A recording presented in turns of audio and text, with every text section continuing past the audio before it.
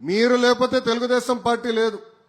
ఈరోజు ఈ సమావేశం పెట్టుకున్నామంటే మీరు ఎదుర్కొంటున్న కష్టాలేంటి నేరుగా తెలుసుకునేదానికే ఈరోజు ఈ కార్యక్రమం ఏర్పాటు చేస్తున్నాం. అధికారంలో ఉన్నా ప్రతిపక్షంలో ఉన్నట్టు వివరించాలి. ఆ కసి మనలో పోకూడదు. మీరు నా ఒకవైపే చూశారు, అది జగన్మోహన్ రెడ్డి గారితో పోరాడతాం. ఇంకో వైపు ఉంది, అది బాబు గారితో పోరాడతాం. అంటే ఒక సంస్కరణ తీసుకురావాలి, పార్టీలో ఒక మార్పు తీసుకురావాలంటే అహర్నిశలు నేను కష్టపడతా. వేదిక పైన కొంతమంది తెలుసు నేను ఎంత పోరాడతాను. ఒక మార్పు తీసుకురాలంటే పార్టీ కూడా తేలికంది కాదు.